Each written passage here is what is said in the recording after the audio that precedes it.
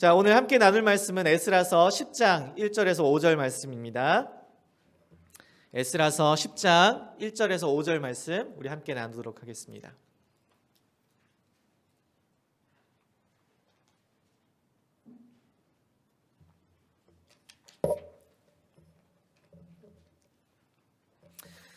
다 찾으신 줄로 알고 제가 한 절, 여러분들이 한 절 우리 나눠서 읽도록 하겠습니다. 에스라가 하나님의 성전 앞에 엎드려 울며 기도하여 죄를 자복할 때에 많은 백성이 크게 통곡하매 이스라엘 중에서 백성의 남녀와 어린아이의 큰 무리가 그 앞에 모인지라.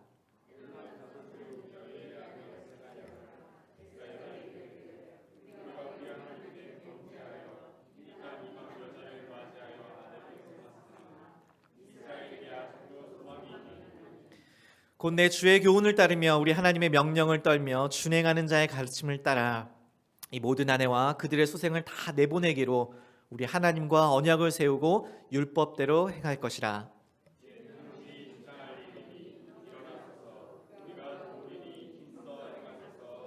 다 같이 읽겠습니다.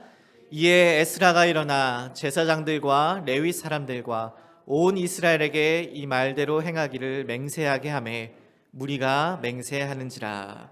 아멘. 프랑스의 대문호 빅토르 위고가 쓴 레미제라블, 한국에는 이제 장발장이라고 번역된 이 소설이 2012년도에 뮤지컬로 이제 만들어져서 제작되어서 그것을 본 적이 있습니다.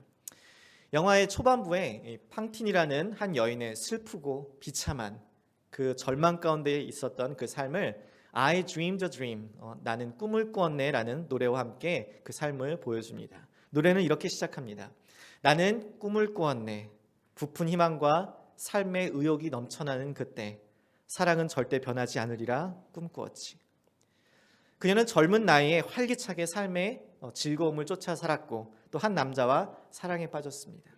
그러나 예기치 않은 임신으로 그 아이의 아빠는 그녀를 떠나게 되었고 그녀의 꿈은 산산조각이 나버리게 됩니다. 그녀는 공장에서 일을 하게 되었지만 사생활을 가졌다는 이유로 공장장에게 발각되어서 쫓겨나게 되고 아이를 부양하고 집세를 내기 위해서 자신의 아름다웠던 금발을 다 팔고 또 이빨을 팔게 되고 마침내 자신의 몸 외에는 아무것도 팔 수 없게 되자 결국 매춘부가 되어버립니다. 그러다가 질병을 얻게 되고 길거리에서 죽음을 맞이할 그때에 노래는 이렇게 끝이 납니다. 나는 꿈꾸었다네. 지금의 지옥과는 전혀 다른 나의 삶은.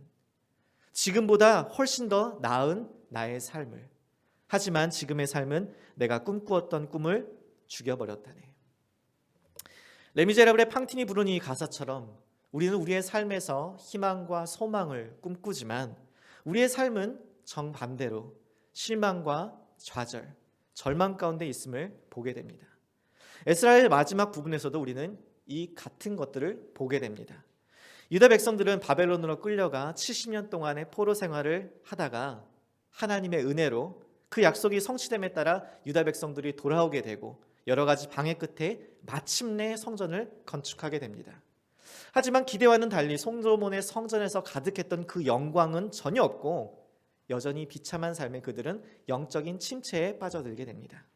그래서 하나님께서는 그들의 영적인 회복을 위해 학사 에스라를 통하여서 2차 귀환을 명하게 되고 언약 백성의 재건을 목표로 예루살렘으로 돌아오게 됩니다. 이 모든 것은 이 공동체의 영적인 회복을 위한 것이었습니다. 그러나 그렇게 의심할 여지 없이 다시 지어진 성전을 보며 함께 모두 모여 예배할 것들을 꿈꾸고 기대했을 텐데 그가 예루살렘에 들어와서 들었던 첫 번째 소식은 방백들과 고관들과 모든 백성들이 다 죄를 범하였다는 것이에요. 무엇보다 그 땅 사람들과 섞이는 죄를 범하였는데 그들이 더욱 으뜸이었다는 것이에요. 그것을 원역 공동체의 회복이라는 그 꿈을 모두 산산조각 내버리는 듯한 것이었습니다. 그것은 단지 이방 사람들과 단순한 결혼의 문제가 아니라 그들의 신을 받아들임으로써 그들의 신앙, 그들의 믿음, 그리고 그들의 정체성을 모두 포기하는 것을 의미하는 것이었습니다. 에스라는 그들 가운데 있던 죄의 현실을 보았고 그의 죄의 결과인 부끄러움 가운데에 그들 공동체의 죄를 자신의 죄로 여기며 하나님 앞에 울며 기도하며 나아갔습니다.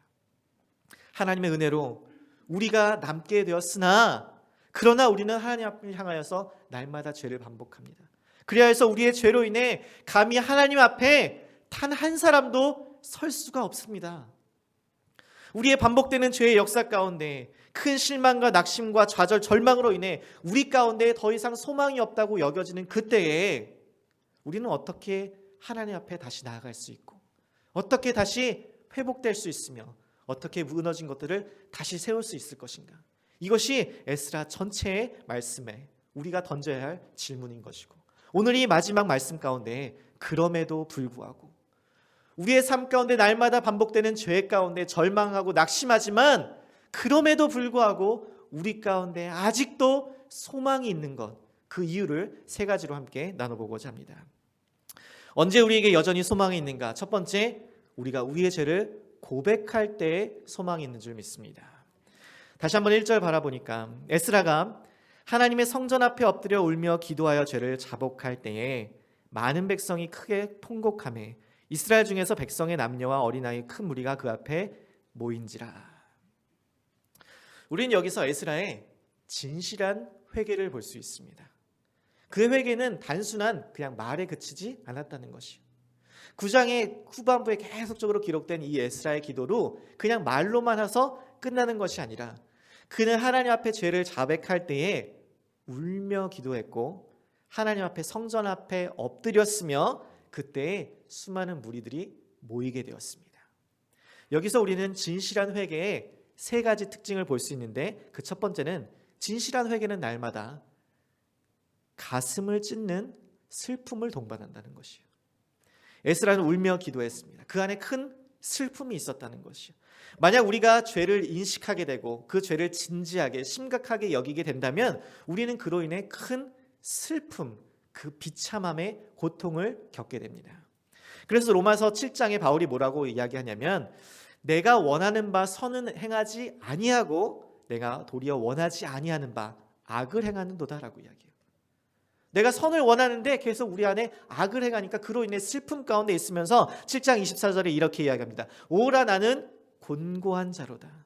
이 사망의 몸에서 누가 나를 건져낼 수 있을까? 자신의 그 죄를 해결하지 못함으로 인하여서 큰 슬픔이 그 안에 있었다는 것을 우리는 볼 수 있습니다. 즉 태초에 하나님께서 우리를 창조하실 때 우리 가운데 심어놓은 그 양심이 우리가 어떤 죄를 짓고 이것을 하나님 앞에 대적하는 것임을 깨닫게 되면 우리는 큰 슬픔에 빠지게 된다는 것이에요. 가슴이 찢어진 이 슬픔 없이 애통함 없이 이 고통 없이 우리는 그것을 진정한 회개라고 말할 수 없다라는 것입니다. 그래서 진정한 회개는 반드시 죄에 대한 깊은 확신으로부터 우리 가운데 찾아오게 되는 것이에요. 자, 둘째, 그러면 진실한 회개는 또한 반드시 하나님을 향하게 되어 있습니다. 1절에 에스라는 하나님의 성전 앞에서 엎드렸고 2절에 스가랴는 우리가 하나님께 번제하였음을 인정했고 3절에 하나님과 언약을 세우기로 결단합니다. 11절에도 에스라는 하나님 앞에서 죄를 자복하며 기도를 하게 되죠. 그의 회개는 하나님을 향한 것이었어요. 죄라는 것은 사실 항상 사람들을 다치게 하고 사람들에게 상처를 주고 아프게 합니다. 그래서 우리는 그것들에 대해서 우리는 미안하다고 사과를 하고 용서를 구하기도 하죠. 그런데 사실 죄는 가장 먼저 그리고 궁극적으로 이 죄는 하나님께 대한 것입니다. 여러분 다윗이 우리가 잘 알고 있는 다윗이 밧세바를 범하였을 때에 그의 남편 우리아를 전쟁터에 내보내는 죄악을 범하였죠. 그때에 다윗이 뭐라고 이야기하냐면 내가 여호와께 죄를 범하였다라고 이야기합니다. 그리고 또한 시편에도 내가 주께만 범죄하여 주의 목전에서 악을 행하였다라고 이야기합니다. 여러분 다윗은 분명히 밧세바에게 죄를 범하였고 심지어 그의 남편인 우리아에게도 죄악을 범하였어요. 사람에게 행하였어요. 그런데 그의 죄악은 사실은 그 모든 것을 넘어서 하나님께 먼저 범죄한 것이라는 거예요. 신자들이 죄악을 범하면 우리의 여호와의 원수인 대적들에게 비방할 거리, 조롱할 거리를 주는 것이에요. 하나님의 자녀라고 하면서 뭐 하는 거야? 왜 하나님과 닮아있지 않지? 이렇게 하면서 조롱할 거리를 주는 것이에요. 그래서 우리의 죄는 가장 먼저 하나님께 대한 범죄이고 그래서 우리의 죄의 고백은 하나님을 향해 있어야 하는 것이에요. 가장 먼저. 그래서 하나님께 나아가 용서를 구하는 것. 그것이 바로 죄의 진실한 회개 두 번째인 것입니다.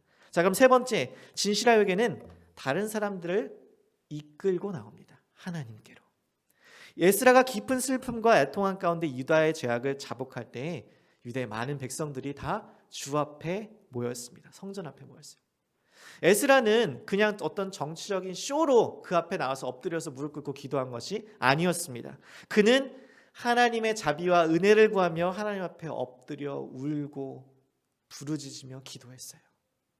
그는 다른 사람들에게 나를 따라하라고 말하거나 기다리지도 않았고 그저 그의 삶을 하나님 앞에 드리고 기도하며 나아갔다는 것입니다. 그때에 많은 백성들이 그의 진실한 회개를 보고 주 앞에 함께 모이게 되었고 그들 모두 주님 앞에 모여 회개에 동참하게 되었다는 것이요. 여러분, 즉 한 사람의 진정한 회심이 수많은 사람들의 마음을 움직여 그 회개에 동참하게 되었고 이것이 바로 유다 공동체 전체에 있었던 회개운동, 회복과 부흥의 기초가 된 줄 믿습니다. 우리가 잘 알고 있는 1907년도에 있었던 평양의 대부흥운동도 바로 한 사람의 회개운동으로 시작되어서 공동체 전체와 회복과 부흥을 가져온 놀라운 사건이었습니다. 1907년 1월 평양 장대현교회에서 4개의 장로교 선교회가 연합으로 개최한 이 사경회 가운데 설교를 맡았던 윌리엄 블레어 장로교 선교사가 그날을 이렇게 기록합니다. 토요일 저녁 나는 고린도전서 12장 27절의 말씀으로 설교했다. 이제 너희는 그리스도의 몸이요 지체의 각 부분이라는 말씀을 통하여서 교회의 불일치가 우리의 몸에 발병하는 병과 같다는 사실을 일깨워 주었다. 만일 한 지체가 고통을 받으면 모든 지체도 함께 고통을 받는다라는 이 말씀을 통하여서 형제의 마음을 상하게 하는 그 미움이 교회의 전체에 상처를 줄 뿐만 아니라 교회의 머리 대신 그리스도에게 고통을 준다라는 사실을 보여주려고 했다. 그날 설교 후에 적지 않은 사람들이 죄에 대해 깨닫게 되는 계기가 되었음을 고백하기도 했다. 한국인들과 선교사들 사이에 화해가 나타나기 시작했다. 그날 밤 그곳에 모인 모든 이들이 자신의 기도가 응답되었다는 확신을 가지게 되었다. 그 다음 날 13일 주일 저녁 놀라운 성령의 역사가 나타날 것을 기대하는 마음은 참석자들 모두에게 동일한 마음이었으나 많은 사람들이 참석한 가운데 열렸던 그 이튿날 주일 저녁 집회에는 모인 이들과의 기대와는 달리 성령의 놀라운 임재는 나타나지 않았다. 그것은 아주 이상한 체험이었고 집회는 죽은 것처럼 보였으며 하나님의 영이 우리를 떠난 것처럼 보였다. 그날 예배당은 사람들로 가득 찼고 설교가 끝나고 순서를 따라 기도를 열심히 드렸지만 그날 모임에는 전혀 징후가 보이지 않았고 어떤 악령이 줄곧 예배를 방해하는 듯했다. 그 다음날 14일 월요일 정오에 선교사들은 모여서 그날 저녁에 사단이 방해하지 않도록 하나님의 은혜가 부어지길 간절히 기도했다. 그날 저녁 사람들은 교회에 모여들기 시작했고 하나님의 인재는 충만했었다. 그때에 한국인 최초의 장로교 목사 안수를 앞두고 있었던 길선주 장로는 사람들 앞에서 섰다. 그리고 이내 흐느끼기 시작했다. 이렇게 이야기합니다. 나는 아간과 같은 자입니다. 나 때문에 하나님께서 축복하실 수가 없었습니다. 약 1년 전에 임종을 앞둔 친구가 나를 자신의 집에 불러 부탁했습니다. 길장로, 나는 곧 세상을 떠날 것 같소. 내 아내는 그만한 능력이 없으니 자네가 내 재산을 정리해주면 좋겠어. 난 부인의 재산을 관리하던 중 욕심에 겨워 부인의 돈 $100를 취했습니다. 나는 하나님의 일을 방해했습니다. 내일 아침에는 그 돈을 미망인에게 돌려드리겠습니다. 라고 고백했다는 것이요. 길 장로가 보여준 이 통안의 회개는 그 자리에 있었던 신자들과 선교사들 모두를 울렸다. 이때부터 새벽 2시까지 선교사들과 교인들이 앞다퉈 자신의 죄를 회개하는 통성기도를 올렸다. 선교사들은 자신들의 교만과 회개를 회개했고 교인들은 선교사들에 대한 미움과 질시를 뉘우쳤다. 회개는 또 다른 회개를 낳았으며 이는 평양 대부흥의 시발점이 되었고 한반도 전역의 교회가 놀랍게 성장하고 복음이 급속하게 전파되는 놀라운 성령의 역사를 경험하게 되었다. 여러분 아멘이세요? 한 사람의 진실한 회개가 수많은 사람들의 회개를 이끌게 되었고 한 사람의 진실한 회개가 한국 기독교뿐만 아니라 전 세계의 기독교 역사 가운데 유례 없는 부흥, 그 평양 대부흥의 시발점이 되었던 것입니다. 사랑하는 성도 여러분, 이처럼 우리가 하나님 앞에 지속적으로 겸손하게 엎드려 죄에 대해 깊은 탄식과 슬픔, 그것을 바로 하나님께로 향하여 나아갈 때에 우리 가운데에 진정한 회복을 꿈꿀 수 있는 줄 믿습니다. 그것이 바로 우리의 유일한 소망인 것이요. 이 죄의 고백, 이 진실한 회개가 우리 가운데도 동일하게 있기를 주님의 이름으로 간절히 축복합니다. 두 번째, 그들은 어떻게 소망을 품을 수 있었을까요? 그들은 바로 하나님과 언약을 세우고 율법대로 행하기로 결단했다라는 것입니다. 2절부터 4절 말씀 같이 한번 보겠습니다. 엘람 자손 중 여희의 아들 스가냐가 에스라에게 이르되 우리가 우리 하나님께 범죄하여 이 땅 이방 여자를 맞이하여 아내로 삼았으나 이스라엘에게 아직도 소망이 있나니 곧 내 주의 교훈을 따르며 우리 하나님의 명령을 떨며 준행하는 자의 가르침을 따라 이 모든 아내와 그들의 소생을 다 내보내기로 우리 하나님과 언약을 세우고 율법대로 행할 것이라. 이는 당신이 주장할 일이니 일어나소서 우리가 도우리니 힘써 행하소서 하니라. 여기서 우리는 한 사람 스가냐라는 사람을 만나게 되는데 그는 이 에스라의 회개 기도를 듣고 자신의 죄의 심각성을 깨달았습니다. 하나님께서 끊임없는 사랑과 은혜를 베풀어 주심에도 불구하고 우리가 계속적으로 반복적으로 하나님 앞에 죄를 범하였던 것, 또한 이방 여인을 아내로 삼았던 것이 하나님의 율법에 따르지 않았다는 것, 그것을 깊이 깨닫게 된 것이요. 그런데 이렇게 죄의 심각성을 깨달은 그가 하는 말이 무엇이냐 하면 그러나 이스라엘에게 아직도 소망이 있다라는 것이요. 여러분, 이게 상식적으로 이해가 안 되고 납득이 안 되는 말이죠. 지금 이렇게 하나님 앞에 범죄하는데 어떻게 소망이 있을까요? 스가냐가 가지고 있던 생각은 걱정 마, 다 잘 될 거야, 걱정하지 마, 이런 긍정적이고 낙천적인 그런 마음에서 오는 것이 아닙니다. 스가냐는 이 에스라의 진실한 회개 기도를 통해 많은 백성들이 이 죄의 심각성을 깨닫고 큰 무리가 모여서 함께 회개에 동참하는 것을 보고 그 안에서 소망을 품은 것이에요. 비록 현재는 그들의 죄가 너무 커서 낙심이 되고 좌절이 되고 절망이 되지만, 그래서 언약 공동체 안에 어떠한 희망도 찾아볼 수 없지만 하나님의 그 공동체 안에 진실로 회개하는 그들의 모습을 바라보며 그러나 아직도 이스라엘에게 소망이 있나니라고 고백하는 것이에요. 여러분, 이것은 그가 하나님의 자비와 긍휼, 그에 대한 확신과 믿음이 있었기 때문에 가능한 고백인 줄 믿습니다. 하나님이 어떤 분이신데요? 출애굽기에 이렇게 기록합니다. 여호와라 자비롭고 은혜롭고 노하기를 더디하시며 인자와 진실이 많은 하나님이시라. 인자를 천대까지 베풀며 악과 과실과 죄를 용서하시리라. 아멘이세요? 하나님이 이런 분이세요.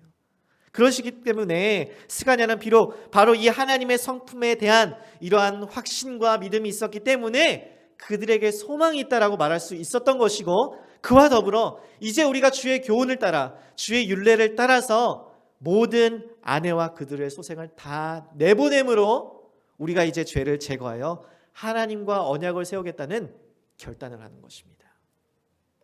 하나님의 성품에 기초한 언약, 그 결단으로 인해 언약 공동체는 아직도 여전히 소망을 품을 수 있는 것이에요. 그 하나님의 성품 때문에. 여러분, 우리가 이를 통해서 우리가 깨달을 수 있는 중요한 사실은 우리가 아무리 큰 죄를 범하였다 할지라도 하나님께 돌아가는 자는 소망이 있다라는 것이에요. 믿으십니까? 우리가 아무리 큰 죄악을 범했다 할지라도, 큰 절망과 위기의 순간 가운데 있다 할지라도 하나님께 피하는 자는 소망이 있는 줄 믿습니다. 이것이 우리에게 큰 은혜가 되는 것이에요. 1725년 영국 런던에서 상선을 탔었던 카톨릭 교도인 아버지와 독실한 이 개신교였던 어머니에게서 태어난 한 아이가 있었습니다. 신실한 어머니는 그를 성직자로 키우려고 늘 어린 나이 때부터 무릎에 눕히고선 성경을 읽어주었고 아이작 와트의 어린이들을 위한 찬송들을 가르쳐줬습니다. 그러나 그가 7살 때에 어머니를 여의게 되었어요. 그리고 11살 때에 상선의 선원인 아버지를 따라 배를 타게 되었고 흑인 노예를 수송하는 노예 무역에 종사를 하게 됩니다. 어린 나이에 선원이 된 그는 몸에 밴 거친 그 선원의 삶 속에서 신앙을 버리고 무신론에 빠지게 되었죠. 그는 하나님을 모독하고 하나님을 믿는 사람들을 조롱하며 노예 무역선의 선장이 되어서 세상에 있는 죄악이란 죄악은 모두 다 짓는 죄인 중에 죄인이었습니다. 그러나 어느 날 아프리카에서 노예들을 싣고 대서양을 지나서 다시 런던으로 돌아오던 중에 그는 엄청난 폭풍을 만나게 됩니다. 오래되어 낡은 배가 물속으로 가라앉다가 다시 떠오르기를 하고 배의 돛은 이미 떨어져 나갔고 배는 가라앉기 시작하였으며 바닷물이 갑판 위에 자꾸 넘쳐나게 되는 것이요. 선원들 모두가 그 배가 이제 뱃속으로 바닷속으로 가라앉을 것이라고 생각하며 모두가 죽을 것이라는 그 두려움에 사로잡혔을 그때에 이 무신론자였던 그조차 내가 경멸했고 거부했던 그 하나님이 만일 살아계신다면 나는 심판을 면할 수 없을 것이다라는 그런 두려움에 사로잡히게 되었습니다.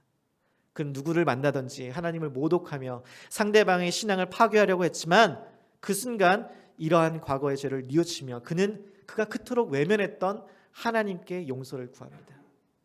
그리고 폭풍우가 잠잠해지고 모두가 목숨을 건졌을 때 그는 하나님이 자기의 기도를 들어주셨을지도 모르겠다라는 생각을 하고 믿기 시작합니다. 그리고 그는 죽을 때까지 평생 그 죽음의 위기를 면한 그 순간을 기록하기를 하나님께서 나 같은 죄인을 구원해 주신 날, 내가 하나님을 믿은 날이라고 기념했습니다. 그리고 몇 주 후에 그가 항구에 닷을 내렸을 때 그는 하나님께 무릎을 꿇고 항복하며 예수님을 자기를 위해 죽으셨다는 주인으로 모시게 되었습니다. 그런데 그럼에도 불구하고 그가 그리스도인으로서의 성장하는 과정은 고통스러울 정도로 느렸습니다. 그가 다시 회심 이전의 상태로 돌아갔고 유혹 앞에서 그리스도를 향한 충성도, 그의 양심도 다 무너졌습니다. 그의 배가 어떤 섬에 머문 동안 그는 열병에 걸리게 되었고 자신이 곧 죽을 것이라고 체념을 하게 되었습니다.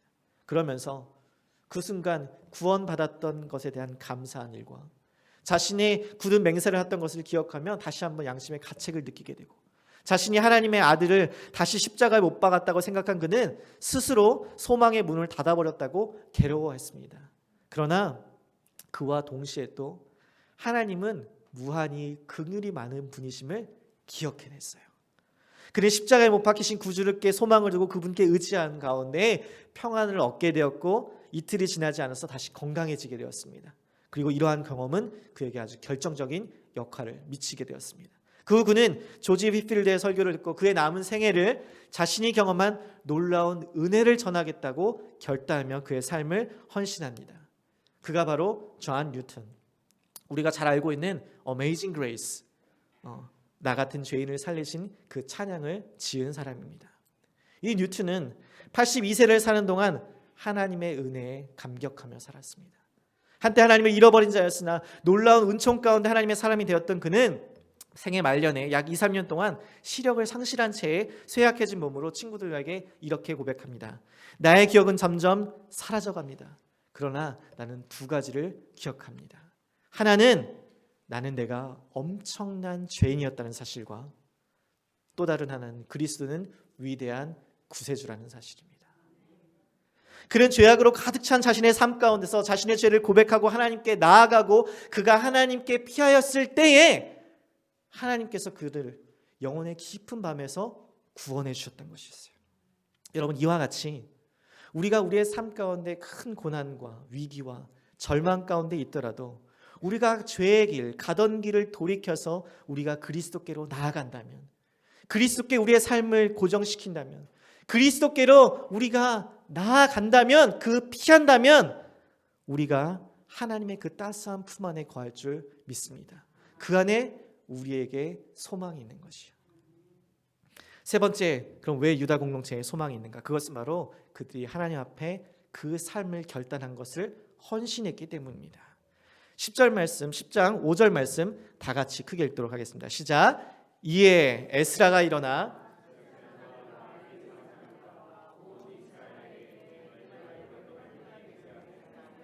무리가 맹세하는지라. 스가냐의 말을 따라 에스라는 일어나 리더로서의 일, 그의 책임과 직무를 다합니다. 6절부터 9절 말씀, 이 후반절의 말씀을 보면 에스라는 금식을 하고 모든 사람들이 예루살렘으로 모일 것을 선포합니다. 3일 내에 오지 않으면 재산을 몰수하고 다 모임에서 쫓아낼 것다고 얘기합니다. 그래서 3일 내에 모든 사람들이 다 모이게 되고 성전 광장 앞에 모여서 이 일과 큰 비로 인하여서 떨게 됩니다. 그때 에스라가 선포합니다. 10절부터 12절 말씀 제가 읽어드리겠습니다. 제사장 에스라가 일어나 그들에게 이르되 너희가 범죄하여 이방 여자를 아내로 삼아 이스라엘의 죄를 더하게 하였으니 이제 너희 조상들의 하나님 앞에서 죄를 자백하고 그의 뜻대로 행하여 그 지방 사람들과 이방 여인을 끊어버리라 하니 모든 회중이 큰 소리로 대답하여 이르되 당신의 말씀대로 우리가 마땅히 행할 것이니이다. 아멘. 너희가 죄를 지었다. 이방 여인을 아내로 삼아 이스라엘의 죄를 더하게 하였으니까 이제 그 죄를 회개하고 하나님의 뜻을 따라 그 죄악을 제거하라는 것이요. 어떻게 해요? 이방 여인과 그 소생들을 다 쫓아버리라는 것이요. 왜요? 그 믿음을 지키기 위해서. 너희 삶에서 죄악을 제거하고 너희 삶에서 하나님을 향한 믿음을 지키라는 거예요. 공동체의 순수성, 그 순결성을 지키라는 것이에요. 너희들은 하나님께서 구별하여 택하신 하나님의 백성, 거룩한 하나님의 공동체이니 그 하나님의 거룩하심을 따라 너희들도 거룩히 한다는 것입니다. 여러분, 우리의 삶에, 우리의 가정의 공동체의 회복을 한다는 것은 바로 이 거룩함을 회복한다는 것을 의미하는 것임을 믿으시길 바랍니다.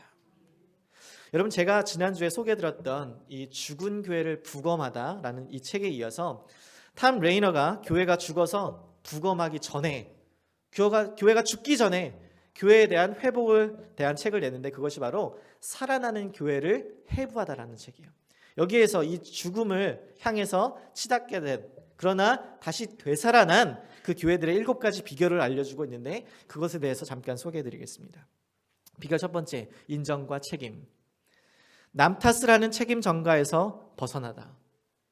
죽음을 향해 치닫다가 되살아난 교회의 리더들과 교인들은 책임을 받아들였다. 하나님의 능력으로 그들은 전진했다. 다른 사람들을 탓하며 책임을 돌리던 모습이 온데간데 사라졌다. 온데간데 없이. 비결 두 번째 같이 읽겠습니다.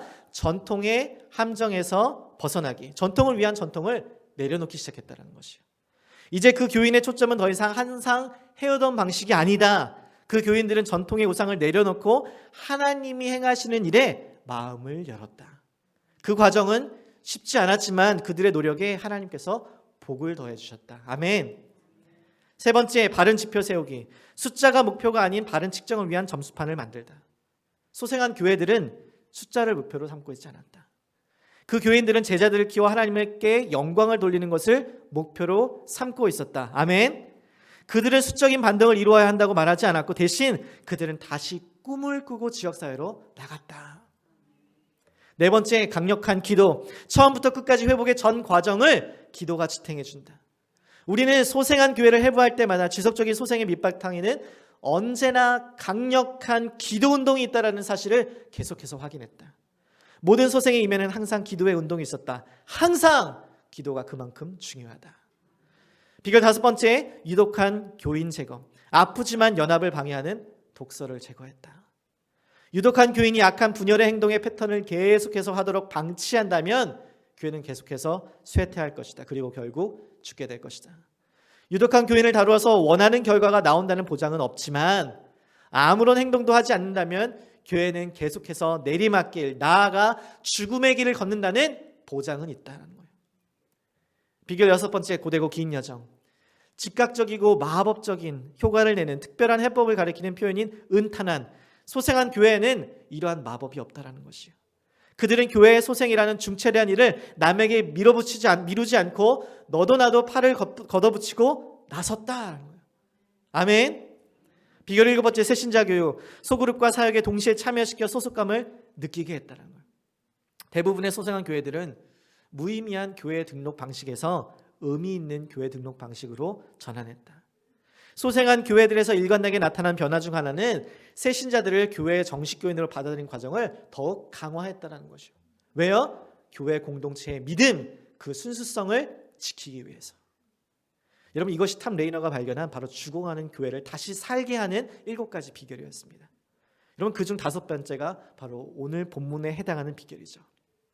아프지만 연합을 방해하는 독소를 제거하는 것. 공동체 안에 있는 이 죄악을 제거하는 것. 이것이 죽은 교회를 다시 살리는 것이에요. 여러분, 태초에 사람은 하나님의 형상을 따라서 지음을 받았습니다. 그래서 하나님의 형상을 따라 그분의 거룩하심을 따라 우리도 거룩한 존재였어요. 그러나 인간의 불순종으로 말미암아 죄가 이 땅에 들어오게 되고 그리고 인간은 그 거룩함을 잃어버리게 된 것이에요. 인간의 죄성이 우리 안에 깊이 뿌리 박혀서 우리는 계속적으로 죄를 짓게 하였고 우리 안에 더 이상 거룩함은 찾아볼 수 없게 된 것입니다. 여러분, 우리는 이 죄의 문제를 해결할 수 없어요. 이 죄의 문제를 피할 수 없어요. 이 죄로 인해서 하나님과의 깨어진 관계를 회복할 수가 없습니다. 그래서 우리의 삶 가운데 어떠한 소망도 찾아볼 수가 없는 것이에요. 그런데 유다 공동체는 어떻게 이렇게 큰 죄를 범하고도 다시 소망을 품을 수 있냐는 것이에요. 어떻게 이 죄를 제거했는가라는 것이에요. 그 다음은 19절에 있습니다. 다 같이 19절 큰 소리로 읽겠습니다. 시작. 그들이 다 손을 잡아 맹세하여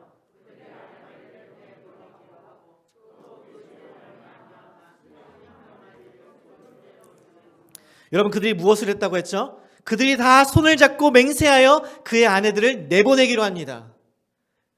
그들의 믿음을 지키기 위해, 그들의 회개가 진실됨을 증명하기 위해, 하나님과의 관계를 회복하기 위해서 그들의 공동체 안에 있는 죄악을 가장 먼저 제거하기로 맹세하며 헌신합니다.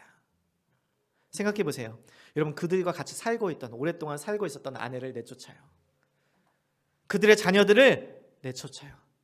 그럼 어떻게 될까요? 가정들이 깨어지기 시작하겠죠. 가정들이 깨어지겠죠. 어머니를 잃어버리는 수많은 자녀들의 삶을 생각해 보세요.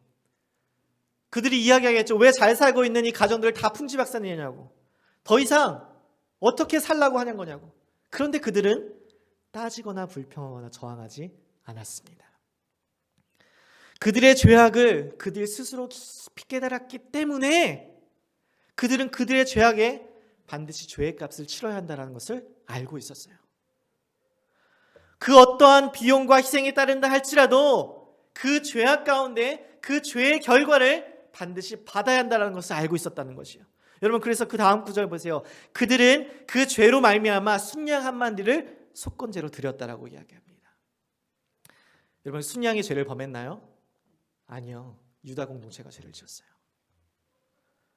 그러나 유다 공동체의 모든 죄악을 대신하여서 죄 없고 흠 없는 그 양의 그 모든 죄를 전가시킨 것이에요. 왜요? 하나님께 그들의 죄악을 용서받기 위하여서. 피 흘림이 없은즉 사함이 없는 것이에요. 죄는 그에 대한 항상 대가를 치러합니다. 그 대가를 지불하지 않고는, 그 죄의 값을 치르지 않고는, 그 희생이 없이는 죄에 대한 용서를 받지 못하고 그 죄에 대한 회복도 없는 것이에요. 그래서 유다는 그들의 죄악에 대해서 그들의 아들을 내보냈고 순양에게 그들의 죄악을 전가했고 그 양을 죽이고 그의 피로 말미암아 하나님께 용서를 구한 것입니다. 그들의 죄악을 제거하겠다는 그 결단에 그치는 것이 아니라 실제로 그들의 아들을 내보내고 순양대 속건제의 제사를 통하여서 몸과 마음을 주 앞에 드리는 헌신을 통하여서 그로 말미암아 유다 공동체 안에 소망을 품을 수 있게 되었다는 것이요. 사랑하는 성도 여러분, 오늘 이 말씀을 통하여서 유다 공동체의 고백과 언약, 이 헌신을 바라보며 우리의 삶에 깨어진 가정과 우리의 무너진 공동체 가운데 어떻게 다시 회복을 꿈꾸고 다시 소망을 품을 수 있을까요?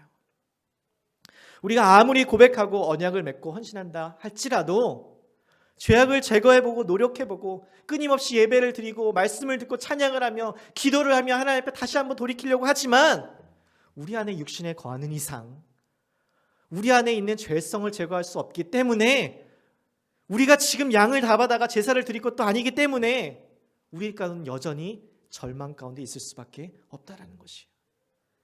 그 해답은, 이 절망을 소망을 바꿀 수 있는 유일한 해답은 오직 예수 그리스도의 십자가의 보혈인 줄 믿습니다. 우리가 받아야 할 죄의 저주와 형벌, 우리가 받아야 할 죄의 대가, 수치와 부끄러움, 그 모든 것들은 어린 양 되신 예수 그리스도께서 십자가에 달려 죽으심으로 말미암아 우리의 죄를 대신 담당하셨기 때문에 우리가 여전히 죄를 범하고 우리가 그리스도를 십자가에 다시 한번 계속 못 박지만 예수 그리스도께서는 once and for all, 단 한 번이지만 우리 모두를 위하여서 십자가에 달려 죽으심으로 말미암아 그 구원을 행하심으로 말미암아 그 믿는 자들에게는 결코 정죄함이 없는 것이에요. 여러분, 우리의 죄악이 크면 클수록 그분의 은혜는 더 큰 것이에요. 우리의 죄악과 그 더러움과 수치가 크면 클수록 그분의 아름다움과 영광은 더 큰 것이에요. 우리의 죄의 이 깊은 더러움은 오직 예수 그리스도의 십자가의 아름다움으로만 치유되고 회복되는 줄 믿습니다. 그는 근본 하나님의 본체시나 하나님의 동등됨을 취할 것을 여기지 아니하시고 자기를 비워 종의 형체를 같이 사람들과 같이 되셨고 사람의 모양으로 나타나사 죽기까지 복종하셨으니 십자가에 달려 죽으심이라. 여러분, 하늘의 그 모든 영광 보좌를 버리고 이 땅에 오셔서 십자가에 달려 죽으신 것, 여러분 그것을 어떻게 이해할 수 있을까요? 그 어떠한 논리로도 해석되지 않는 그 희생, 그 사랑, 그 사랑을 믿는, 그 십자가의 보혈을 믿는 자들에게, 그 예수 그리스도를 나의 주인이요 구세주로 영접하는 그 모든 자들에게 유일한 소망이 있는 줄 믿습니다. 여러분, 제가 다시 세우는 이 언약 공동체라는 제목으로 에스라의 말씀을 8주 동안 나누었는데 여러분들은 이 말씀을 어떻게 받으셨나요? 저는 오늘 이 마지막 말씀을 나누기 위해서 다시 한번 에스라를 읽으면서 돌이켜볼 때 뭔가 좀 찝찝한 기분을 지울 수가 없는 것이에요. 하나님께서 고레스의 마음을 움직이셔서 이스라엘 백성들을 귀환하게 하고 또 그들이 하나님이 도와주시나 보다 하고서 막 열정이 넘쳐서 성전을 막 지으려고 하는데 사람들의 극심한 반대가 시작되고, 그렇지만 그래서 성전이 건축이 중단되기도 하죠. 그런데 그렇게 해서 겨우겨우 성전을 지었는데 기대했던 것과 달리 솔로몬의 영광도 있지도 아니하고 사람들은 여전히 비참한 삶 가운데 영적인 침체를 찾아오게 됩니다. 그리고 2차 귀환 공동체가 돌아와서 영적 회복 운동을 시작하지만 오히려 그 리더들 가운데 죄악이 더 크다는 것을 보고 큰 충격적인 가운데 그 앞에 깊은 슬픔과 탄식과 한탄을 하게 됩니다. 이것들을 보고서 마지막 에스라서의 가장 마지막은 어떻게 끝나냐면 그 아내를, 이방 여인들을 아내로 삼았던 그 사람들의 이름을 기록한 채 끝이 나게 됩니다. 그래서 무언가 계속 찝찝하게 되는 거예요. 말씀이 끝났는데 무언가 아직도 여전히 해결되지 않은 듯한 그런 기분을 지울 수가 없게 되는 것이죠. 그런데 그 마음 가운데 에스라 전체를 숲에서 바라보는 것 같이 멀리서 바라보았을 때 하나님께서 제게 주시는 것은, 다시 상기시켜 주시는 것은 예수 그리스도를 향한 갈망이었어요. 여러분, 구약 시대에서는 하나님의 백성들이 장막에 또는 성전 안에서만 나아가서 예배를 드릴 수 있었습니다. 제사장을 통해서만 하나님 앞에 나아갈 수 있었고 만날 수 있었어요. 그런데 하나님의 성전은 이제 무너져 버렸죠. 성전을 다시 지어도 그 영광은 임하지 않았어요. 그리고 또 어때요? 제사장을 통해서만 하나님을 만날 수 있었는데, 그들을 특별하게 여겼는데, 그들은 거룩하다고 생각했는데 그들이 이 죄악에 더욱더 앞장섰다라는 것이에요. 여러분, 구약 시대에 나타난 건물로서의 성전의 한계, 사람으로서의 제사장의 한계를 통하여서 하나님께서는 이 언약 백성들로 하여금 신약 시대에 예수 그리스도를 고대하며 갈망하게 했고, 그리하여 그들에게 예수 그리스도를 통해서 하나님이 거하시는 성전이 무엇인지, 그리고 우리의 대제사장이 진정 누구인지를 보여주는 것이에요. 화려하게 지은 건물이 하나님의 성전이 아니라 예수 그리스도가 거하시는 곳, 그곳이 하나님의 성전이라는 것이죠. 죄 많은 인간이 하나님의 중보자가 될 수 없고, 우리의 죄를 대신하여 담당하여 주신, 하나님 앞에 나아가 주신 그 예수 그리스도만이 우리의 중보자가 되어주시는 참된 대제사장이 되어주신다는 거예요. 즉 에스라서는 성전의 개념과 예수 그리스도의 역할에 대해 구약과 신약을 연결해 줌으로 말미암아 에스라서를 통해서 발견된 한계, 아직 끝나지 않은 그 회복은 오직 예수 그리스도를 통해서만 이루어진다라는 그 사실을 깨닫게 함으로 주님 오실 날을 갈망하게 한다는 것입니다. 여러분 어떠세요? 여러분도 예수 그리스도 다시 오실 그날을 기대하십니까? 우리 안에 여전히 죄와 좌절과 절망 가운데 있지만 예수 그리스도 안으로 우리에게 소망이 있는 것입니다. 제가 이 말씀을 마무리하며 저의 간절한 기도는 우리의 삶과 우리의 가정과 우리의 공동체가 하나님이 주인 되시는, 하나님이 거하시는 성전이 되기를, 예수 그리스도가 우리의 삶의 가정의 공동체에 참된 주인이 되어주시기를, 그래야 무너진 삶과 가정 공동체가 주님 앞에 다시 아름답게 세워져 가기를, 우리의 삶에 끊임없이 반복되는 절망과 좌절, 죄악 가운데서 오직 예수 그리스도만이 우리의 유일한 소망 되심을 기억하여 그리하여 주님 앞에 영광 돌리는 저와 여러분의 삶, 우리의 가정, 우리의 공동체가 되시기를 주님의 이름으로 간절히 축복합니다. 우리 시간 같이 찬양하며 기도하며 나가겠습니다.